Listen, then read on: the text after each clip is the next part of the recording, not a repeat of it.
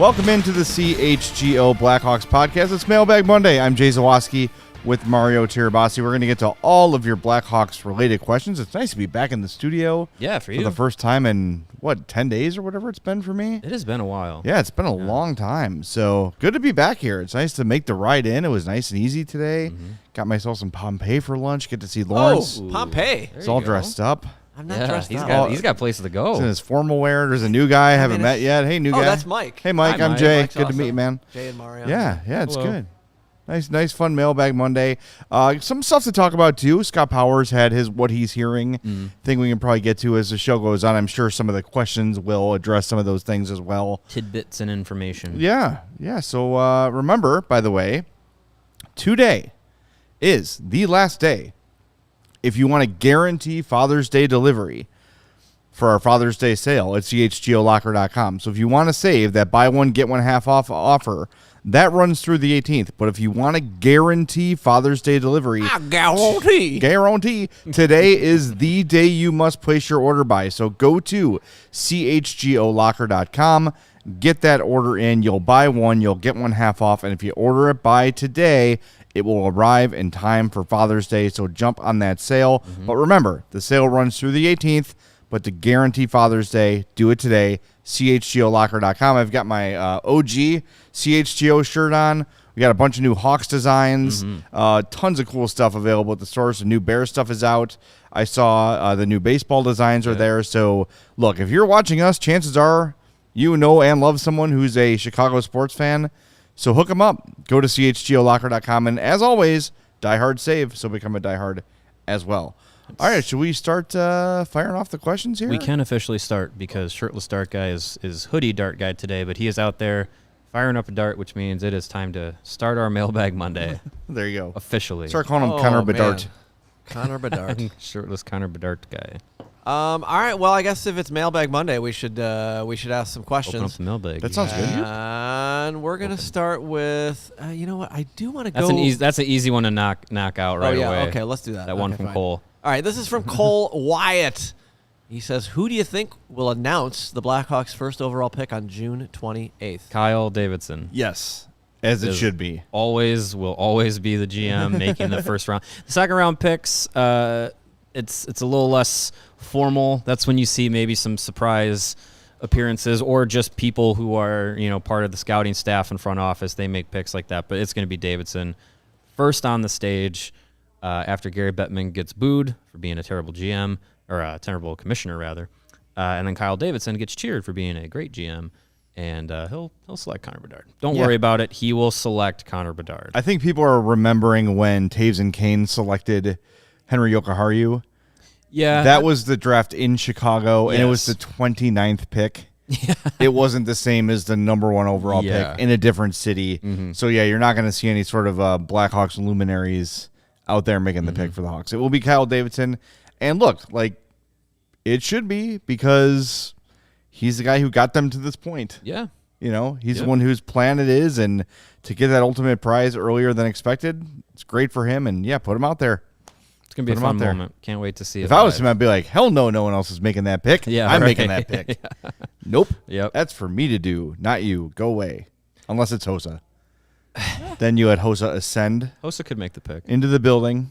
Just float down like the Undertaker did. He would descend if that was Thank the case. you. He would descend from the rafters. Like Shawn Michaels. Yes. Preferably, but slowly. not like another former wrestler. Let's not get into that. Oh, boy. Please, all right, let's get to now. You just hurt. Now I'm sad. Anyways. Okay. If it would be cool, though, if Hossa did make one of their picks, because if you were paying attention this weekend, one of the social media videos that the Blackhawks put out, they interview a number of players, and the name is escaping me right now, but that player is Slovakian, and he says his dad knows.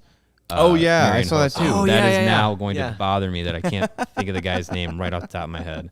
I will find it. Well, here, while you're thinking of that, since we're, 16 days away from the draft? Is that right? Yeah. Yes, today is day 16 away. Just confirm that, and that we're going on a road trip? Yes, we are going on a road trip. We're to sell. Let's just sell. Sell. Yeah, come on.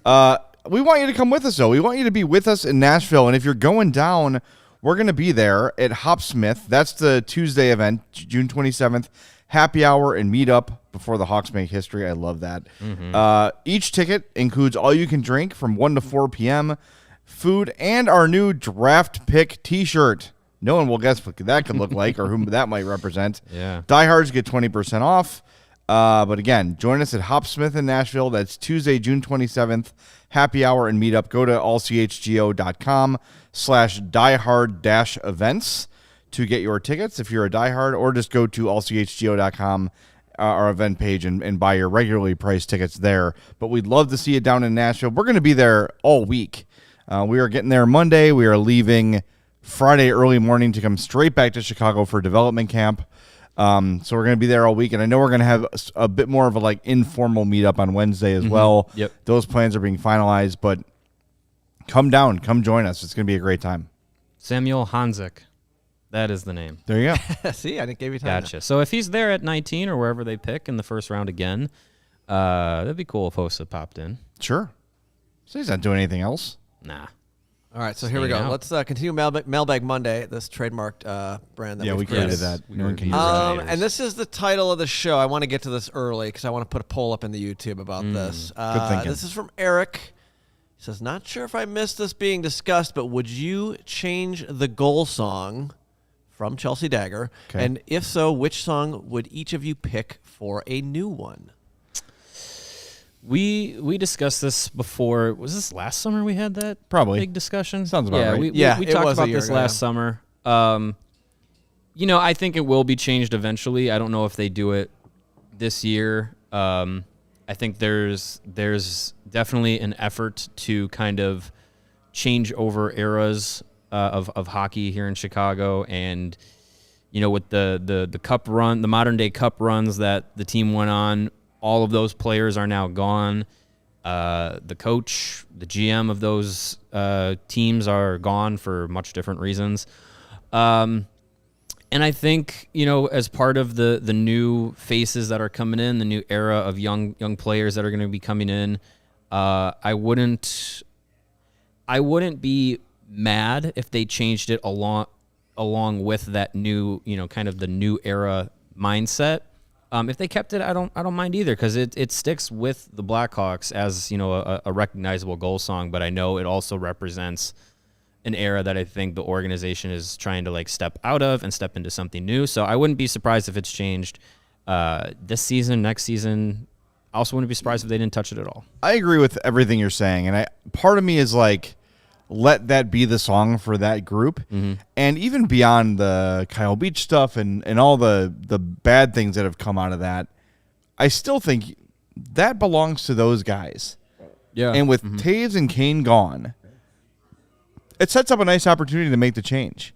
Right? Because when else are you going to have such a clean break between these two icons and the next one? Those two leave, the next one comes in. It is a perfect spot to change the goal song. And I think that what they should do is let players pick.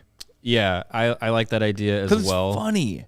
It's And it fun. gives- it it allows gives- the players to show some personality. Absolutely. Yeah, get to know a little bit about a little bit about their musical taste or their sense of humor. Right. It's not a bad thing. I know though.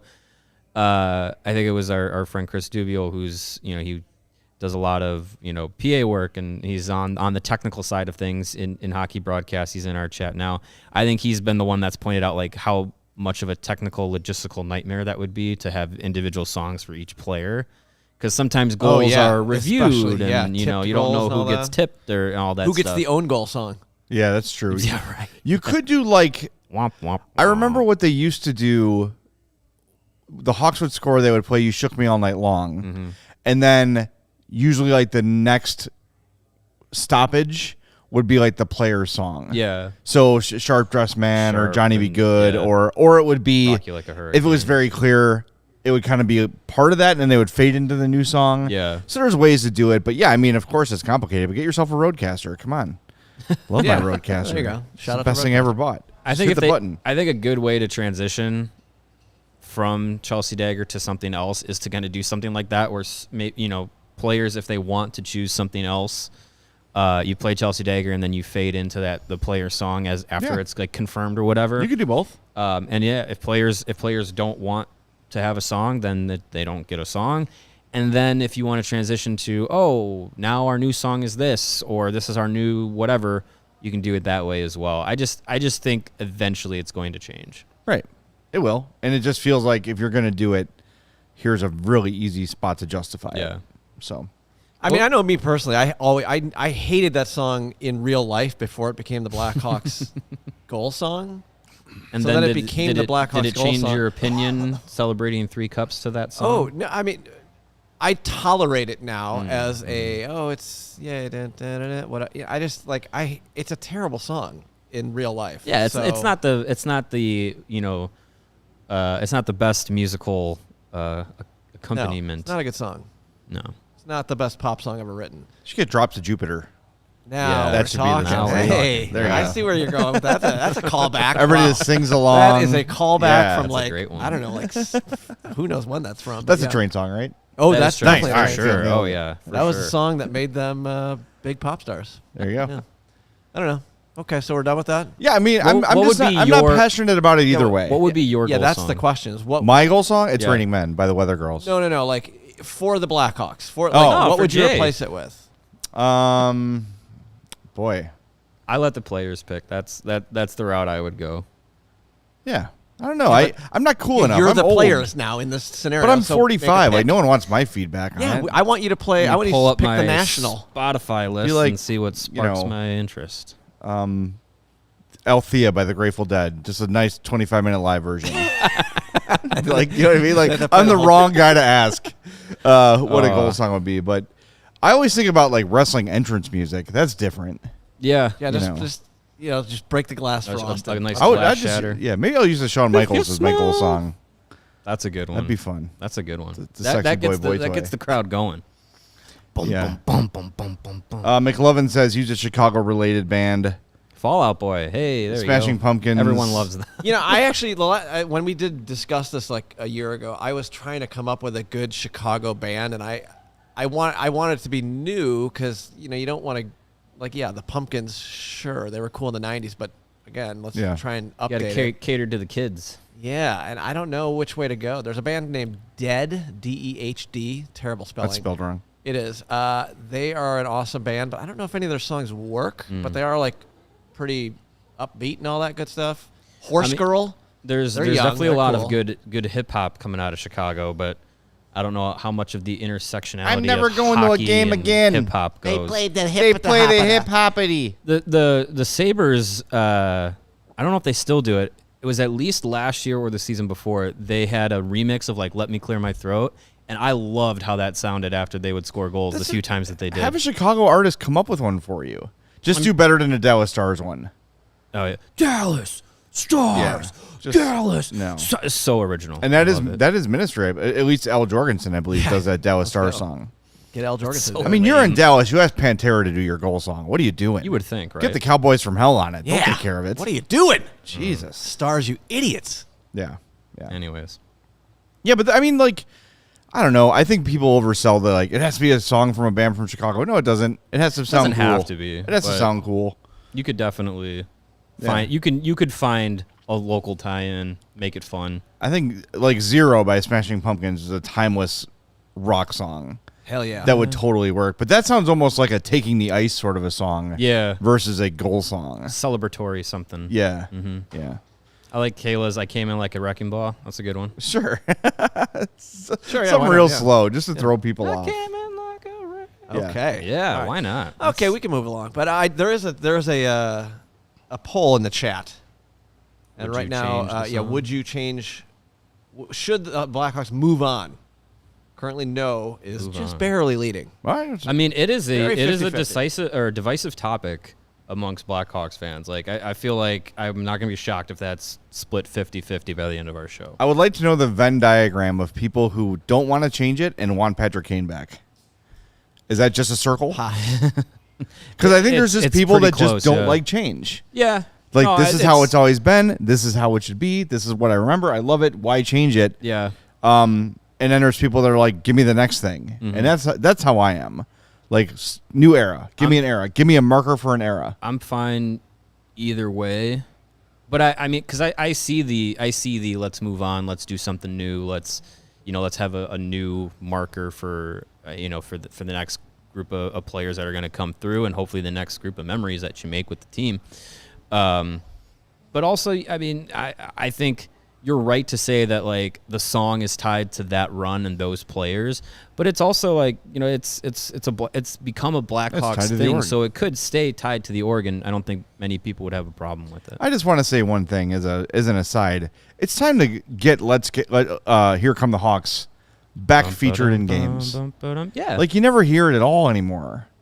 Not they used to play it on the organ at least, or yeah, I would have that tied into games. How about that instead of the good old hockey game?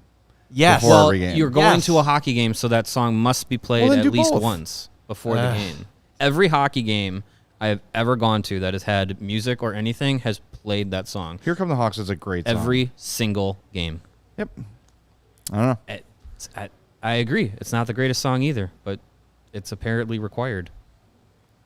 All right, let's continue with our Mailbag Monday. This comes from Andrew Pajak. Hypothetically, what does a trade look like for the Hawks to move into the top 10 of the draft? Will Connor Murphy be moved?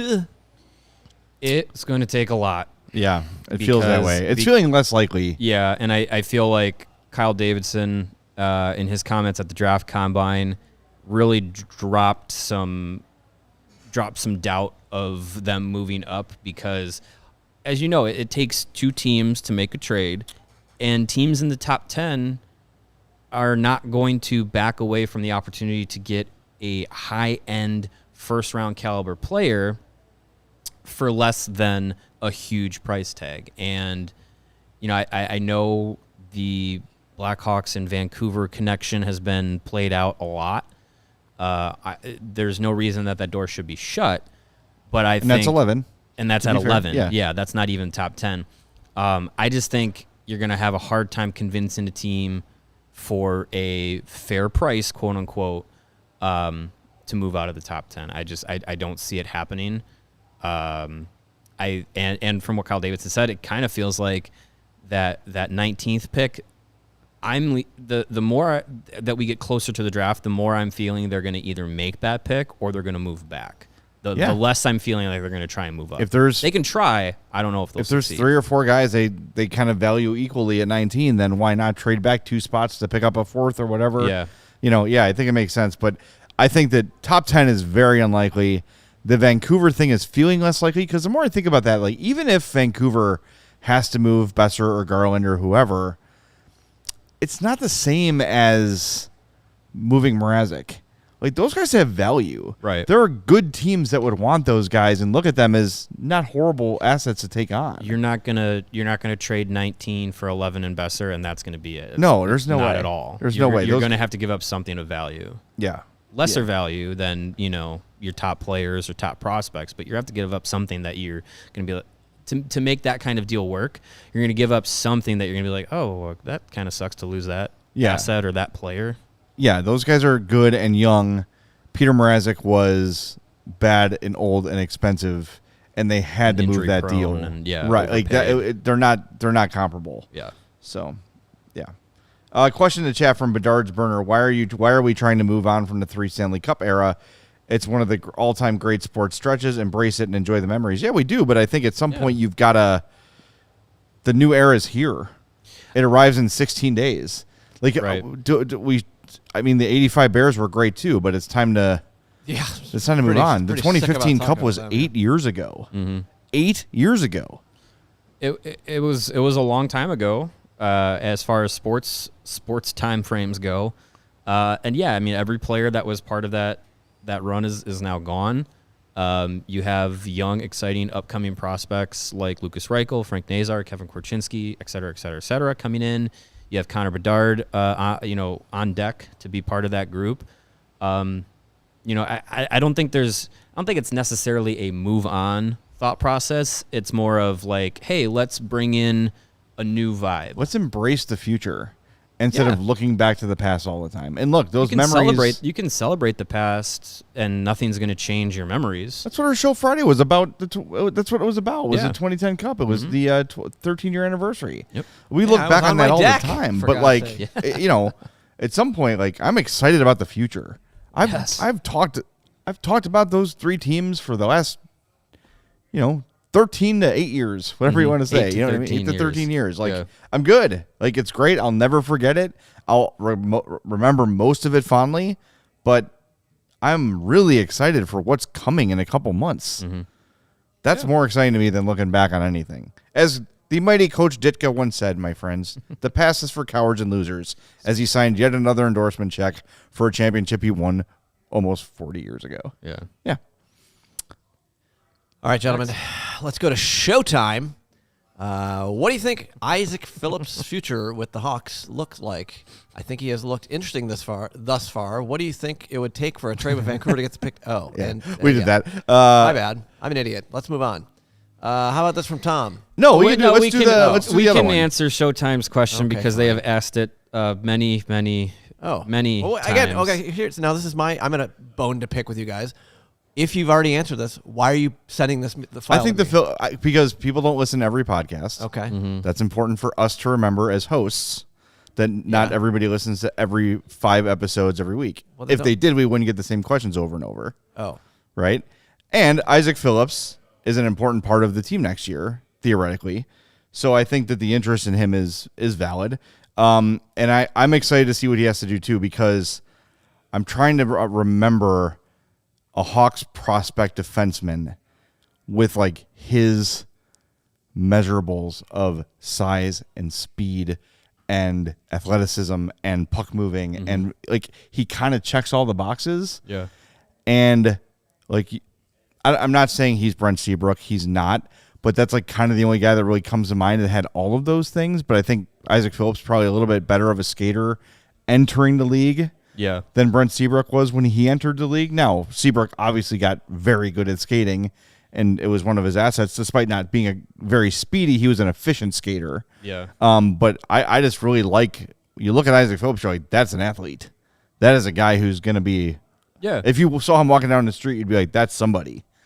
And he's looked good on the ice so far, and I'm really looking forward to him getting a full chance.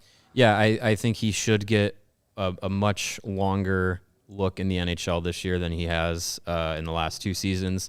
I think what he's shown at the NHL level in those stints that he's had has been good enough to warrant at least kind of right in that bottom third pair cusp of being in the NHL. And he's 21, 22 years old. Like he's definitely ahead of the pace of most young defensemen that are coming up. So I think he'll either be the top part of the top pair in Rockford this year, or he'll get an opportunity to stick around in the NHL for a long time, or for a long portion of this season. And yeah, I mean, I think guys like him and Vlasic and Kaiser should be the top 3 young defensemen that get opportunities in the Blackhawks with the Blackhawks this year.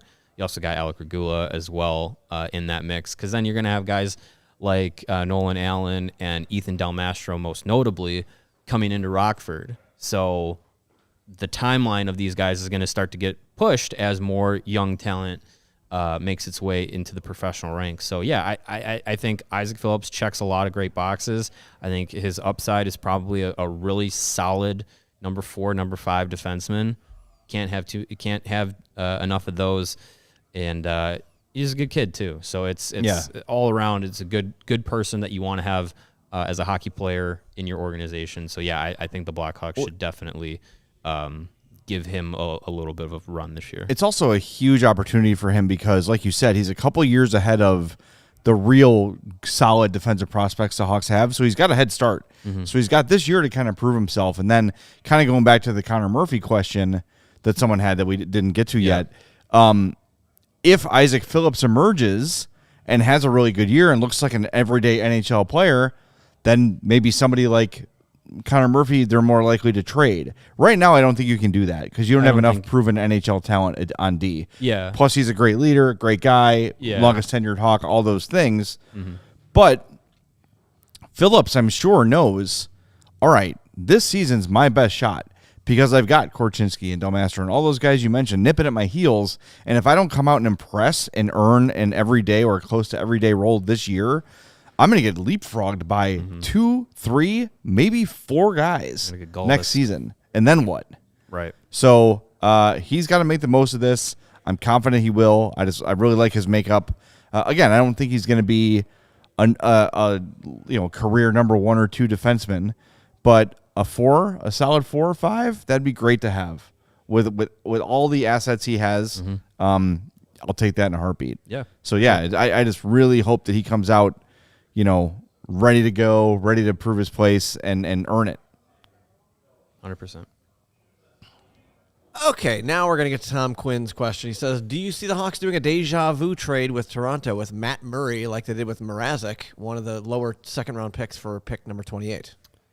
No, not for Matt Murray, because it sounds like from what Kyle Davidson said at the draft combine, he is not looking to add any more NHL goaltenders to the mix right now. It seems like he is very confident in Mrazek, Soderblom, 1A, 1B at the NHL level this season, and then Jackson Stauber, Drew Commesso, and Rockford. You also have, his name is escaping me right now. Who's the 5th goalie? Stauber, Commesso, Soderblom, not Dylan Wells. They moved him. Mitchell Weeks. Yes, some with a W. Mitchell Weeks as well. Almost like Kevin Weeks. I wish he was in the organization. No, Mitchell Weeks. Yeah, I think as far as goaltending goes, they seem to be set as far as their professional ranks go. They might draft a player. Yeah, right. But I don't think that they're gonna take on bad contracts in the goaltending market. I think they will take on a bad contract or two.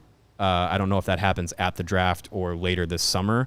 But I don't see it happening with Toronto and Murray. I don't know. Matt Murray, by the way, he's got 1 year left at 4.687. So it's not like this crazy rich deal that's impossible to move was for like them. 4.5, wasn't he? Yeah. They'll figure something out with Matt Murray. I think if they're going to move a contract, it'll probably be a bigger one than that.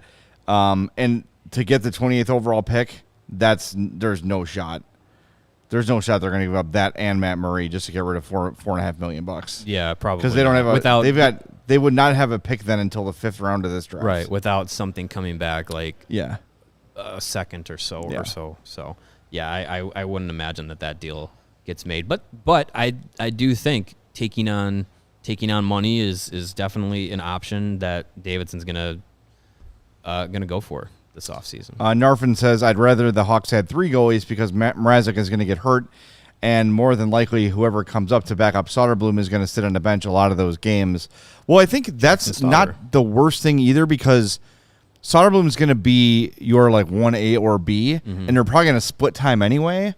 So a long run for Soderblom isn't the end of the world. And look, Stauber came up and looked good. Maybe you give Drew Commesso a sniff and see how he does. Yeah. Like, you've got a lot of options there. And anytime a goalie comes up, it is a luxury to have 3 NHL caliber goalies on your team. Very few organizations have that. Right. So, yeah. I think, if and when Peter Mrazek has to, miss some time,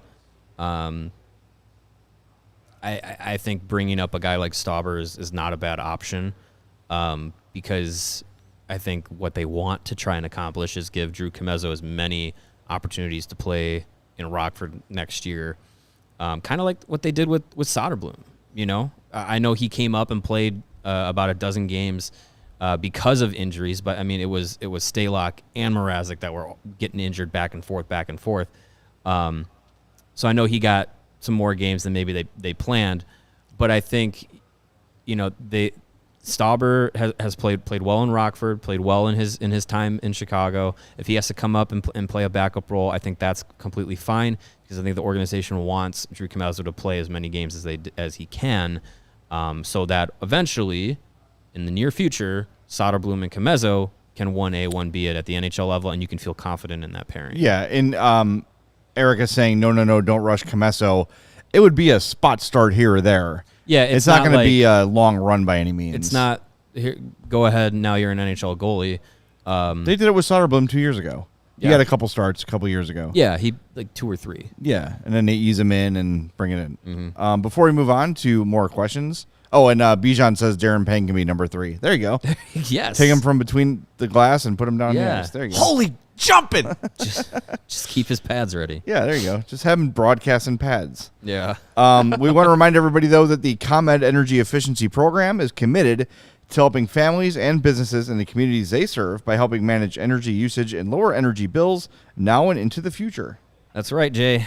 ComEd offers a variety of incentives on lighting and other efficiency upgrades to commercial, industrial, and public sector customers of all sizes across their territory. ComEd also offers free facility assessments that can help find energy-saving opportunities, like for HVAC systems, commercial kitchen equipment, or industrial processes. How does that work? Well, I will tell you. Remind me. It's been a while. I will remind you. An authorized engineer will work with you to develop a detailed assessment plan specific to your goals and needs. These can be done in person or virtually and last approximately 2 hours. Within 3 to 4 weeks, customers will receive a report detailing energy efficiency projects that they could start working on immediately. Each recommendation will include estimated savings, project costs, potential incentives, and a simple payback. So if you own a business, Sean, don't wait. Yeah, Sean. Get started saving money and energy, or as we say, monergy, today. For energy-saving tips, lighting incentives, or to schedule your free facility assessment, go to, I'll write this down, ComEd.com/poweringbiz. Did you say ComEd.com/poweringbiz? Biz, B-I-Z. All Schedule right. your appointments today. I did it. I'm scheduled. Good job. I'm doing it.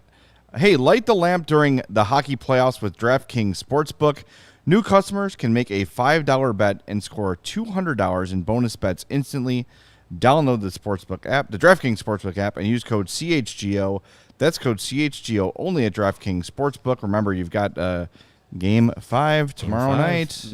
Probably not much hockey to bet on for a while, so get those bets in before it's too late. Kind of a bummer. We got our pick of the week coming up here in a second, but first we want to tell you, gambling problem, call 1-800-GAMBLER. In Massachusetts, call 800-327-5050 or visit gamblinghelplinema.org. In New York, call 877-8-HOPE-NY or text HOPE-NY 467-369. In Kansas, call 800-522-4700 on behalf of Boot Hill Casino and Resort, Kansas. 21 plus in most eligible states, but age varies by jurisdiction. Eligibility restrictions apply. See DraftKings.com/sportsbook for details and state-specific responsible gambling resources. Bonus bets expire 7 days after issuance. Eligibility and deposit restrictions apply. Terms at sportsbook.draftkings.com/hockey terms. There you go. There you go. Nice. Got Not through too that. bad. How's the mouth feeling? Good? It's real swollen today. Yeah? I don't know what the deal is. I feel like I got like a mouthful of cotton balls, like the Godfather. Yeah. Do I sound all right? Hey, you sound fine. Yeah. Yeah, you don't sound like that. I'm actually due for my ibuprofen. I'm going to take them right now. There you go. Oh, that's Perfect. exciting. Yeah. You take the ibuprofen. I will. Jay does drugs on the air. There's a headline for the show today. I will tell the people about the You're DraftKings single there. There you go. DraftKings Take 'em, pick take 'em. of the week, and it is a big week in the NBA and the NHL. We could be handing out the Larry O'Brien Trophy and the Stanley Cup in the next couple of days. And hey, shout out to our friends at DNVR in Denver.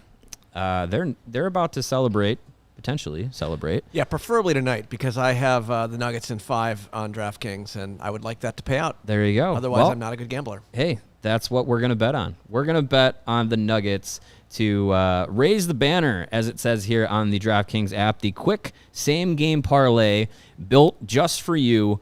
It is called the Raise the Banner Same-Game Parlay. It is at a plus 550. It is for the Denver Nuggets to win Game 5 against the Miami Heat. Also, Nikola Jokic, 30 points or more. And also, Nikola Jokic, 10 rebounds or more, excuse me. Jamal Murray, 25 points or more. Jamal Murray, 8 assists or more. So a 5-leg, A lot of legs. same game parlay. But I like those odds. Plus 550. The series average for Jokic in this series in the NBA Finals, 30.8 points per game, 13.5 rebounds per game. So that 30 and 10. The points, you might sweat it out a little bit, but you should definitely feel pretty good about those averages. Jamal Murray averaging in this series 23.3 points per game, 10.5 assists per game. He's so one of only 3 guys who've had 10-plus assists in his first 4 finals games, I believe. There you go. In history. So, hey, you get on DraftKings, use the quick same game parlay called Raise the Banner. Bet some money on that at plus 550 and root on the Nuggets to win the NBA championship. And the DNVR bar can celebrate its second championship in as many years. Poor Denver. It's How rough. do they get through it? That's really rough. These long off seasons they have to deal with. It's real tough. Everyone's interested in trading up.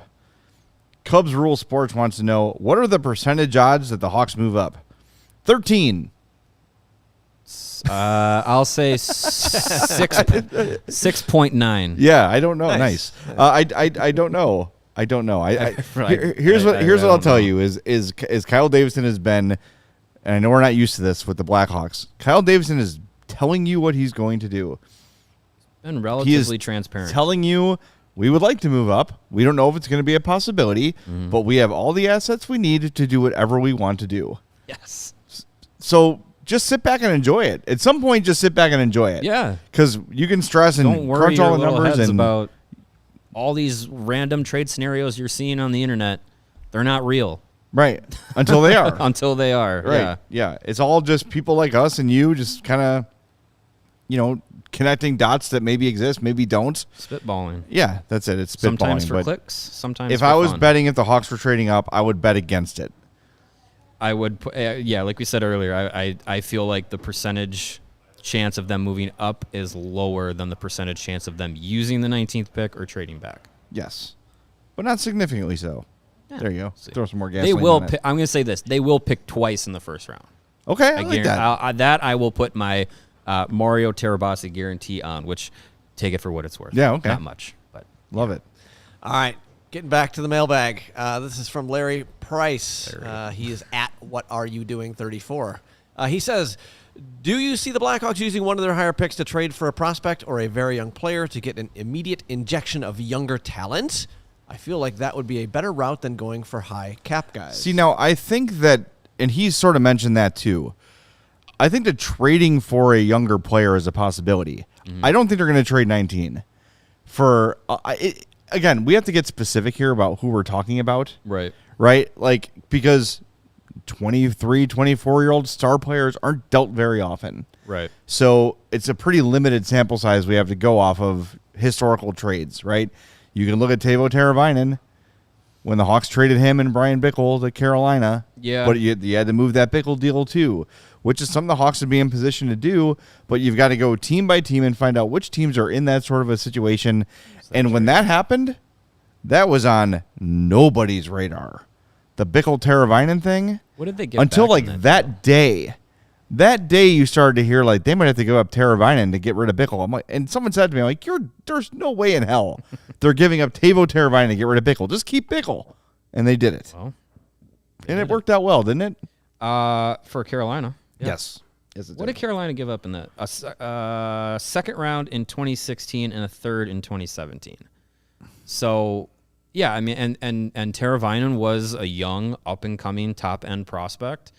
So, yeah, if there's a team that needs to move a bad deal and they need to sweeten it a little bit for the Blackhawks with, one of their upper-level prospects, I would be fine giving up one of their seconds and one of their thirds, either this year or next year or whatever, to do something like that. And having what seems like unlimited amounts of picks in the next 3 years, 19 of them in the first 3 rounds in the next 3 drafts, having that flexibility to be like, yeah, we can give up 1 or 2 or 3 picks or whatever we need to do to bring in this ready NHL young player now, I'm fine with that. So you said, give me the return again. 2016, what round? It was Bickle and Teravainen for a 2016 second and a 2017 third from Carolina. In the second round in 2016, the Hawks drafted Alex DeBrincat. It was not that pick.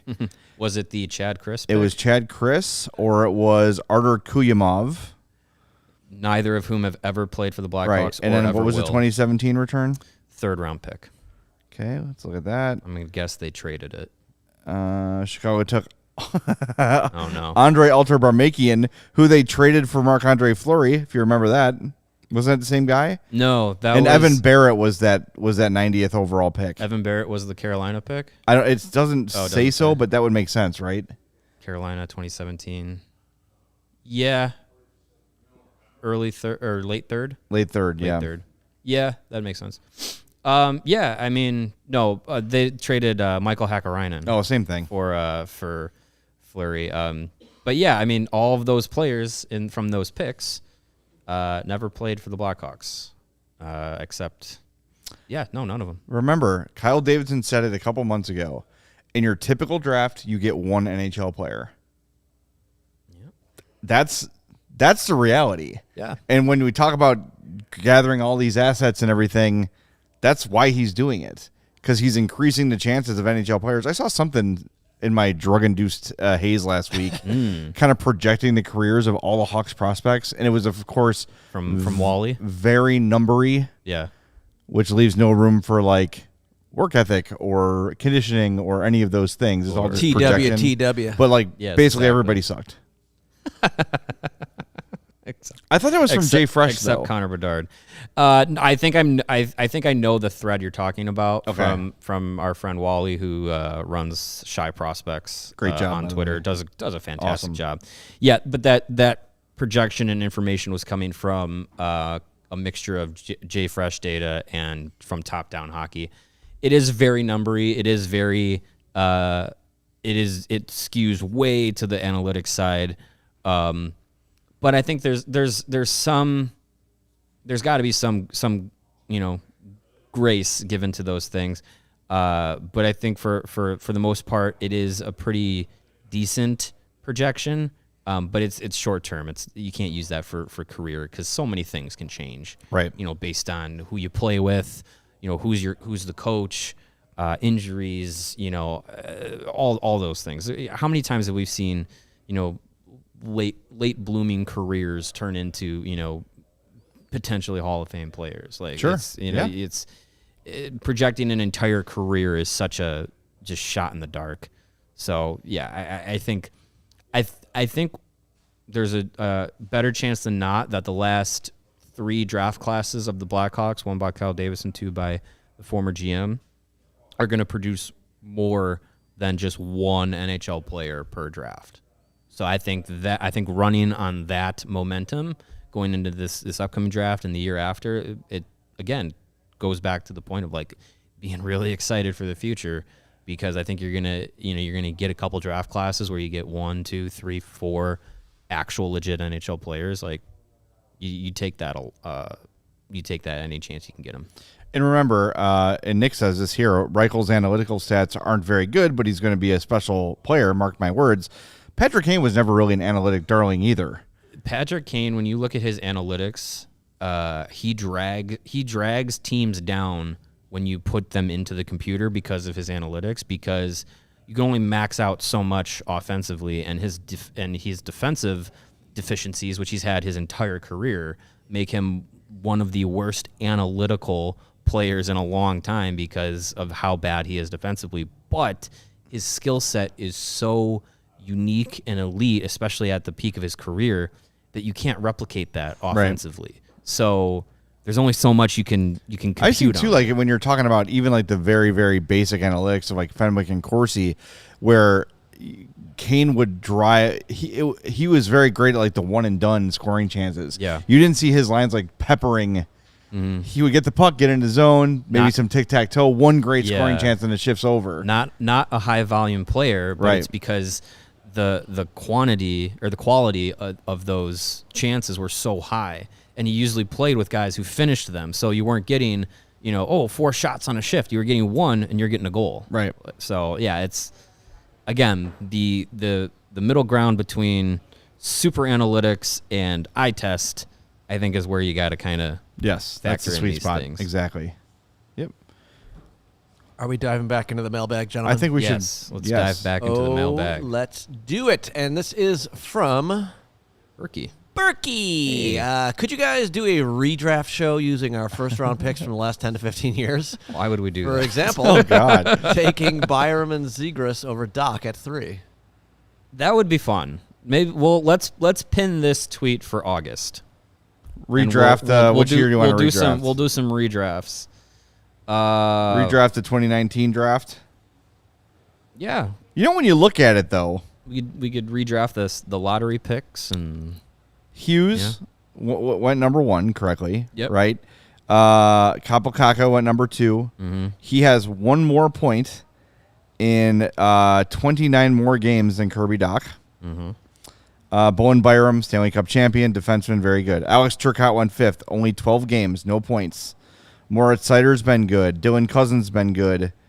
Zegras has been good.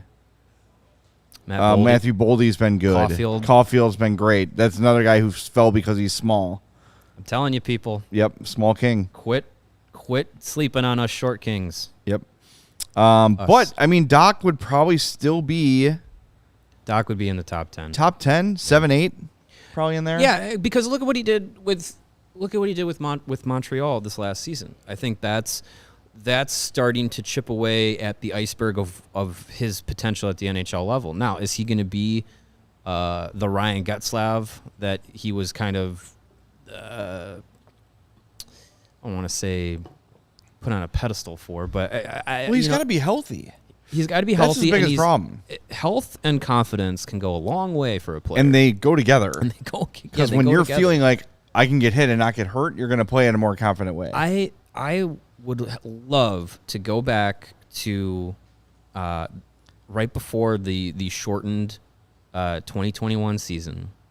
I would love to go back and not have Ilya Safonov hit Kirby Dach in the World Juniors exhibition game. Seriously. And see what happens to Kirby Dach. Because he was heading into that tournament, captain of Team Canada. He had just come. The last time he had played for the Blackhawks was the bubble postseason where he really came out of his shell. Maybe the best Hawk. Started looking really good. Had a lot of confidence. Was going to be captain of Team Canada for a team that went on to win the gold medal at the World Juniors and then go into the NHL season. I would love to have seen that Kirby Dach healthy and playing for the Blackhawks and seeing how history would be different. Yeah, definitely. And you just said it. Like, how many times have we seen a guy a few years into his career finally hit that stride and become a star? Yeah. We talked about it when he was here. Kirby Dach's biggest enemy was up here. Yep. It was all belief in himself and the confidence in the injuries. And if he can figure that out, and let's say he plays, 75 games this year and has 65 points or something, then the buzz is going to start again about Kirby Dach. Yeah, right? Absolutely. And look, like Montreal is set up to put him in a position to succeed. They have a lot of quality young players to play with him. He doesn't have to be the player to drive the team. They have Nick Suzuki. They have Cole Caulfield. And he's not being shoehorned into being a center. So all the things that we said stop doing to Kirby Dach, stop playing him in a checking role, stop playing him down the lineup, stop playing him at center. Montreal's not doing that.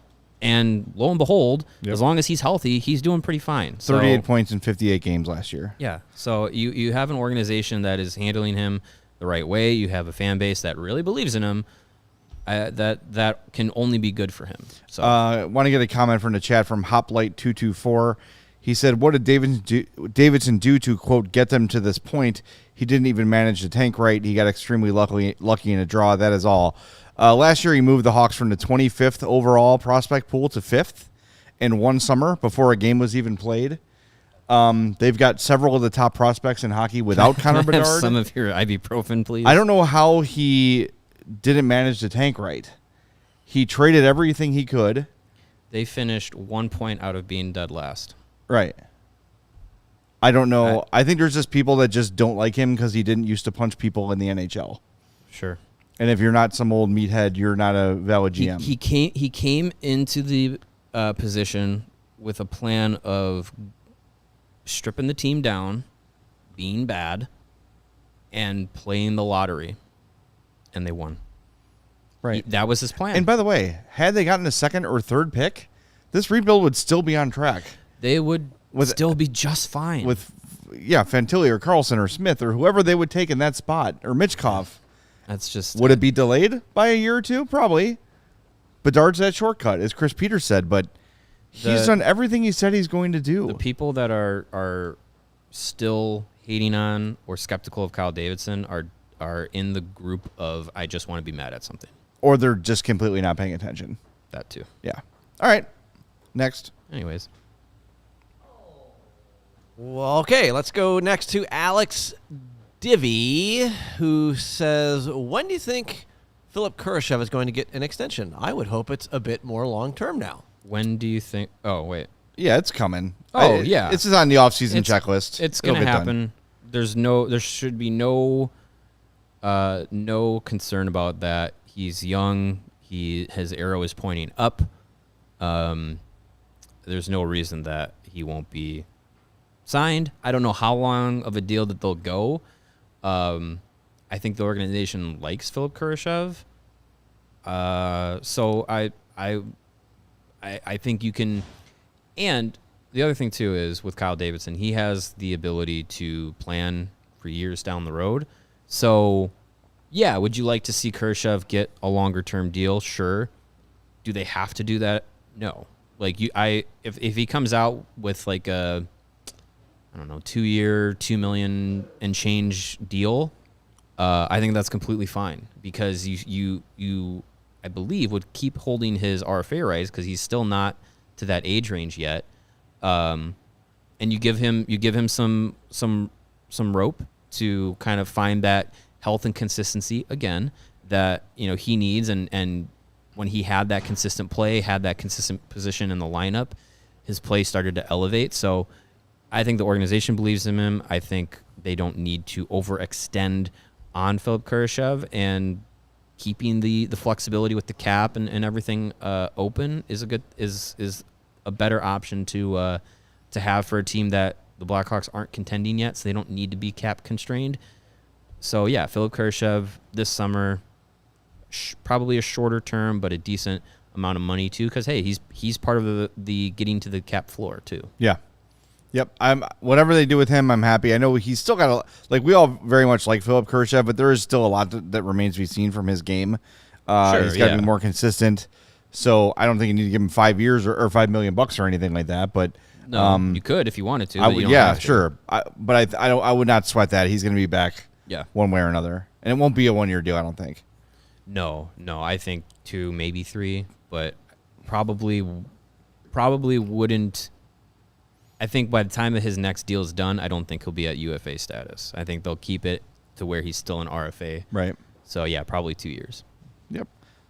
Next, this is from Just Julia. Is there any real merit to the Combine? At this point, their athleticism should be apparent. Yeah, no, the Combine, a huge part of it, probably more important than the actual workouts, is the interview process. Yeah, that's it. And the Blackhawks, from what Kyle Davidson said at the Combine, they had 65 to 75 players that they were interviewing. They're only going to make 12 picks, if that. So you just try and get as much information from these guys, get a good feel of the players, and you might have a player be available to you down the road that you never drafted, but you remember your draft interview, and you remember if they really had a good interview or had red flags or anything like that down the road they're a free agent or they're part of a trade deal that's offered to you, and you say, what, that guy really rubbed me the wrong way, or we really wanted that player but they weren't available when our pick came up. So I think that's the biggest part of the Combine. The actual workouts and stuff, there's some merit to it. I think, if you did the Combine on ice, obviously the injury risk is high, but I think that would translate more than, some of the other things that they do, but like the VO2 testing, the strength output in their standing broad jump or anything like that. Those are good. Those are good metrics. Yeah, just like any Combine, I don't think it's going to be one of those things, especially in hockey, where it makes or break a pick. Yeah. Unless there's an astronomically terrible or great performance. But you'll see in the NFL, who was the guy the Bears drafted that jumped out of the pool? Remember that? It doesn't matter. He sucked. But it was like, oh my God, this guy, he jumped out of a pool from a standstill. It's like something and he jumped. He just slaughtered the Combine, but he doesn't know how to play football. Yeah. That's that's a different thing. Was it Darius Hayward-Bay, the wide receiver that ran the fastest 40-yard dash in like 30 years or something like that, and went from like a second round grade to being like 7th overall because the Raiders were just like, we need his speed. It was just like, and he on the field, does it make that big anything. of a difference? No. It was Jerron Gilbert, by the way, for those asking. There you go. Good old Jerron Gilbert. Yeah. Who could forget? Yeah. Good old. All right, we got 2 more, so let's get Jumped through right them and out we'll of the wrap pool. up. This one is just kind of playing off that last thing. This is from Mike the Blackhawks. He says, why am I so in love with Connor Bedard? Thanks. Because he's awesome. He's going to be great. Yeah. And, I know it seems like we're getting ahead of our skis here, but I really feel like the character aspect of Connor Bedard is really high. And it's something that, as much as the on ice and the skills that he's going to, bring to the Blackhawks once he is the first overall pick is going to be great. But I think, we talk about, he's going to be the next captain. And it's like, yeah, I actually believe that. His quote, going to get it here from Ben Pope. Connor Bedard was asked, this was at the draft combine, Connor Bedard was asked about turning around the Regina Pats being comparable to trying to turn around the Blackhawks, and he took some offense to that. There's no difference between guys on teams. You're all in this together. The full quote from Bedard says, I think it's pretty unfair for you to say about rosters and talking about players or whatnot. For me, going to Regina, I had a lot of good players with me, and I don't think I was turning the franchise around. We were all trying to win games together. Wherever I end up, if I'm playing in the NHL, it'll be the same thing. There's no difference between guys on teams. You're all in this together. So I don't think I would think about it like that at all. This is a 17-year-old kid talking to NHL media saying, hey, don't unfairly say that my team sucked. Right. Like, I just, yeah. I mean, compared to me, they sucked. Like, yeah, I mean, we're not talking about this kid who has every reason to be the most self-centered douche on the planet. And you're talking about a kid who, like, is just super respectful, always thinking about his teammates, checking in on his teammates, his friends, really, coaches and scouts and athletic trainers, team doctors, equipment managers, like all these people that have great things to say about him. Like, I think that is why not only is he a great hockey talent, I think it's going to be really exciting to have a player and a kid whose, maturity level seems to be through the roof. So, to the question, I think that's part of why people are really getting excited for Connor Bedard is not only what he can do on the ice, but the kind of guy he seems to be off of it. My thing is, too, when you're looking at prospects, listen to the people that cover them talk about them. Mm-hmm. Like, we started, it's odd that we would pay as much attention to a prospect as we did this year because he is so special. Mm-hmm. And this year was so unique for the Blackhawks that it was really the sole focus. But listen to the people whose job it is as a living to cover these guys, and all of them just rave about everything about Connor Bedard. Mm-hmm. Everything. I retweeted a video from Craig Button today from TSN just saying like how great this kid is top to bottom and how wonderful he's going to be. And like, it's just the people that's job it is to analyze these guys have been drooling about this kid for 2 years. Mm-hmm. At least he would have been the first pick last year. He would have been, if eligible, 2 years ago, probably would have been top 5. You know what I mean? Like, people have known that Connor Bedard is this dude for a long time. Yeah. And in every challenge he's gotten from, exceptional status to World Junior Championships, he has smashed them. Mm-hmm. And now there's people that are like, well, he didn't necessarily destroy the combine by any means. Okay. Yeah. Like, he didn't tear his shirt it. off like the Incredible Hulk and, bench 9,000 pounds, but it's hockey. By the way, to the people who say he's too small, can you just look at a few pictures from the combine? He is going to be just fine physically. He's swole. He looks kind of jacked. There are pictures of him next to some of the other prospects, and I'm like, it looks like he's the trainer for that prospect. Like, don't worry about him physically. He's going to be just fine. Yeah, he is a ripped young man. Yeah, I wish I looked like that when I was 17. You did. We'll just tell people you did. Sure. Yeah. We'll do some photoshopping. All right, we got one more. All right, yes, let's dive back into the mailbag, our trademarked Mailbag Monday mailbag. This is from name optional Lisa ST2136. Yeah, it seems like that's your name. So she says, So it looks like the team is doing exactly nothing for Pride Month. Does that mean we can now be sure that, quote, we aren't doing jerseys out of concern for the safety of some players, unquote, was just a lie? And they're really just concerned about catering to homophobic assholes? Well, I think, hold on. I think you're making lots of big jumps here. So first I will say, Lisa is correct. There is not a singular acknowledgement of Pride Month on their social media. Nope. There's no shirts for sale. There's no Rainbow Blackhawks logo. There's no anything like that. Well, and yes, go ahead. I would like to, and look, we can argue that when we have before the merits of these sometimes empty gestures by companies trying to sell some Pride merch or get into good graces of people. I don't know why the decision was made to not acknowledge Pride Month at all on their social media. Yeah. Would there have been blowback? Yes. Would the blowback have been justified after their Jersey Pride Night decision? Yes. These are the things you have to live with when you make controversial decisions. So I'm not ready to say that the Pride Night will never happen again, or Pride jerseys will never happen again, or the Hawks are afraid of right-wing nut jobs or whatever it might be. I don't know the answer to it, but I think it is worth pointing out that there is not a single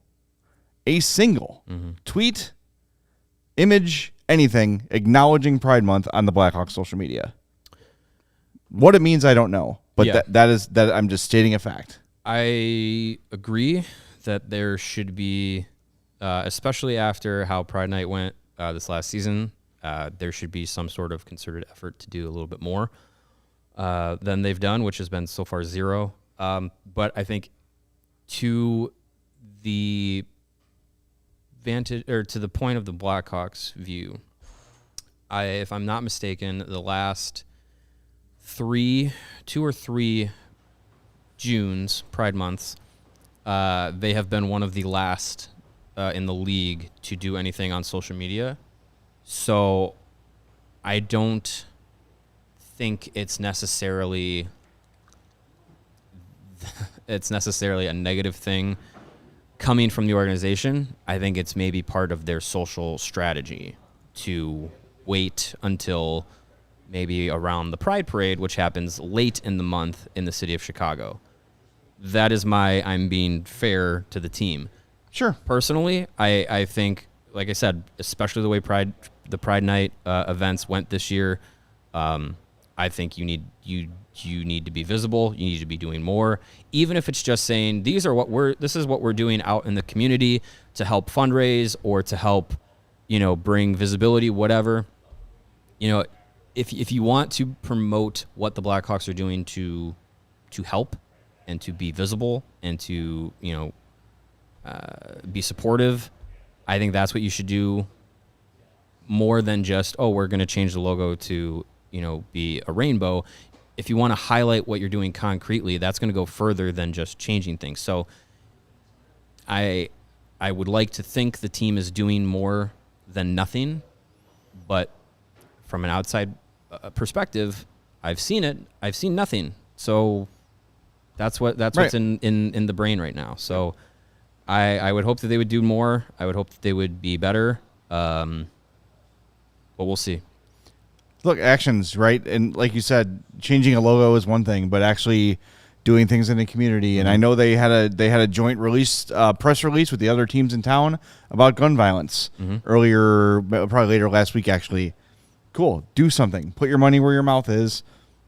And hopefully at the end of June, we'll say, here are the things the Blackhawks did to support the community during Pride Month. Here are the donations we made. Here are the events we held. Here are the, the organizations we're lifting up and spotlighting, but nothing has happened so far. That's just a fact. And we had the discussion about when we were talking about the expansion of Fifth Third and how, people in that community said they want to see more from the Blackhawks, investing in the Black community and being more, being more visible there and doing that. Like that, it seems like they are putting in work to be better in those areas of diversity and inclusivity surrounding hockey and surrounding the Blackhawks. But it just seems to me, as an outside observer, there could be more being done.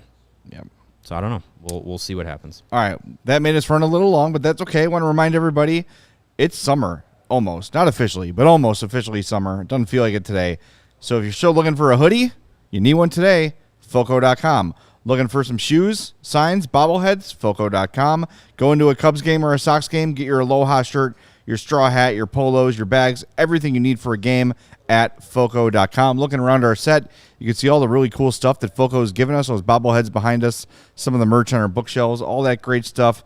Donated from our friends at Foco. Get some for your man cave, your she shed, your garage, your car hole, whatever you want to call it. Go to Foco.com or click the link in our description below for all non-presale items. Use the promo code CHGO for 10% off. Again, that's Foco.com, FOCO.com. Yeah, and if you want to pair some great sunglasses with your new Foco merch, then might I suggest our friends at Shady Rays. You can take on the sun with gear built to last. Shady Rays has you covered for the warm weather that is here with premium polarized shades at affordable prices. Shady Rays is an independent sunglass company that offers a world-class product that's just as good, nay, better, than any expensive pair you or I have ever owned, with durable frames and extremely clear optics for all of your outdoor adventures. That's not all. Shady Rays offers the most insane protection plan in all of eyewear. Every pair of sunglasses is backed by their lost and broken replacements program. So if you lose or break your pair even on day one, they will send you a brand new pair, no questions asked, so you can wear your Shady Rays with confidence because they have your back long after you make your purchase. And together with their customers, Shady Rays is also providing much-needed support to nonprofit partners across the U.S. through their Shady Rays Impact Program. From building play sets for pediatric cancer patients to providing young adults with MS the outdoor adventure of a lifetime, Shady Rays is making an impact in your community and others like it now and for years to come. And if you don't love your Shady Rays, you can exchange for a new pair or return them for free within 30 days of purchase. Exclusively for our great CHGO listeners, Shady Rays is giving out their best deal of the season.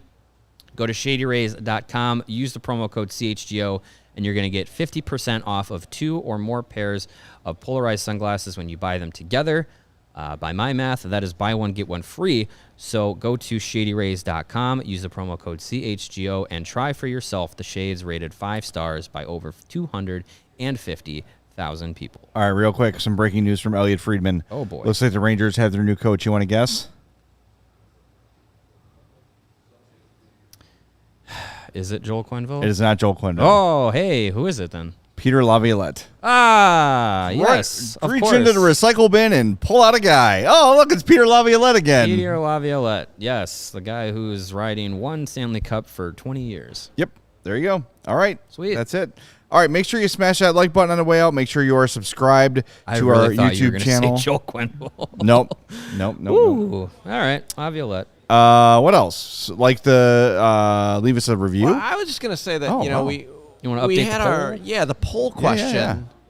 Yeah. 167 votes. By the way, I only have 46 likes, which Ooh, to me that's seems brutal. weird because I know it's we don't just a have click. tank spins Just to a click, do, but right? like, Yeah. keep liking the video. Greg showed his feet yes. on Twitter. Come on. Yeah, Come on. he did. Oh, I didn't see that yet. I'll have to do that. Anyways, as of now, the vote is saying, should the Blackhawks move on from Chelsea Dagger? No, 63%. Ooh, all right. We got a no crowd today. Like I said, I don't care.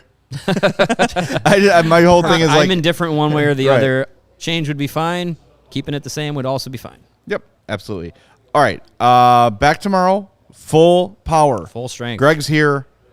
3 of us will be here. We'll talk about stuff and things. We'll preview Game 5, of course, which is tomorrow night. But on the way out, again, smash that like button, subscribe to the YouTube page, subscribe on your podcast app. Make sure you're following us there as well. Follow us on Twitter at @CH_Blackhawks. Leave us a 5-star review. Buy stuff. CHGOLocker.com. Last day to order for the Father's Day sale, the guarantee Father's Day delivery. Buy one, get one 50% off. CHGOLocker.com. All right, that's enough. We'll talk to you tomorrow on the CHGO Blackhawks Podcast.